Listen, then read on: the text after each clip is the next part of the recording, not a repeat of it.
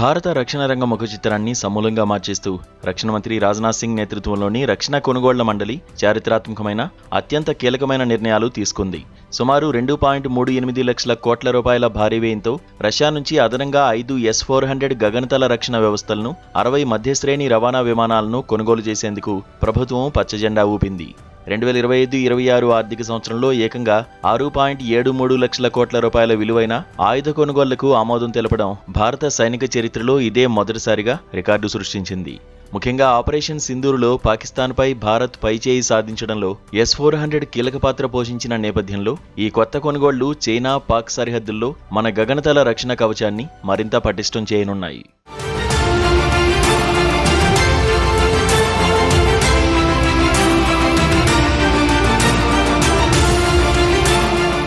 ప్రస్తుతం భారత్ వద్ద ఇప్పటికే 5 S-400 క్షిపణి వ్యవస్థలు అందుబాటులో ఉన్నాయి. వీటిని వ్యూహాత్మకంగా అత్యంత సున్నితమైన ప్రాంతాల్లో మోహరించారు. వీటిని ప్రధానంగా చైనా సరిహద్దు వెంబడి ఉన్న లడఖ్ సెక్టార్లో, పాకిస్తాన్ సరిహద్దులో ఉన్న పంజాబ్, రాజస్థాన్ సెక్టార్లలో నిరంతర నిఘా కోసం వినియోగిస్తున్నారు. S-400 వ్యవస్థలు శత్రువుల విమానాలు, బాలిస్టిక్ క్షిపణులు, డ్రోన్లను 400 కిలోమీటర్ల దూరంలోనే గుర్తించి గాల్లోనే తుత్తునీలు చేయగల అసాధారణ సామర్థ్యాన్ని కలిగి ఉన్నాయి. ఇప్పుడు కొత్తగా కొనుగోలు చేస్తున్న మరో 5 వ్యవస్థలతో కలిపి భారత్ వద్ద వీటి సంఖ్య 10కి చేరుకోవడంతో దేశం చుట్టూ ఒక అభేద్యమైన రక్షణ వలయం ఏర్పడుతుంది. వీటిని భవిష్యత్తులో న్యూఢిల్లీ వంటి మెట్రో నగరాల రక్షణకు మరియు ఈశాన్య రాష్ట్రాల్లోని అరుణాచల్ ప్రదేశ్ సరిహద్దుల్లో శత్రువుల కదలికలను నిలువరించడానికి మోహరించనున్నారు.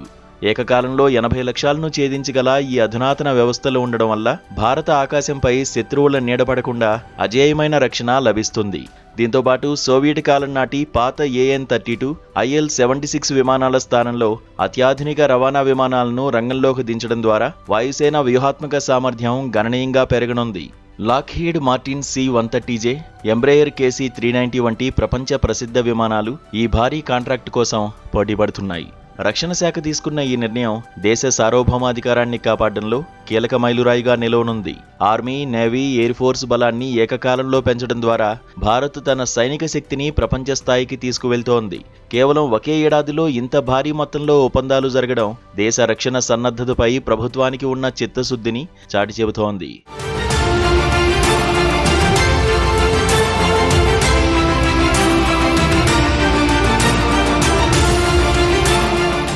ఇక భారత భూభాగం, సుదీర్ఘ తీర ప్రాంత రక్షణ కోసం ధనుష్ శతఘ్నులు, heavy duty air cushion vehicles కీలక పాత్ర పోషించనున్నాయి.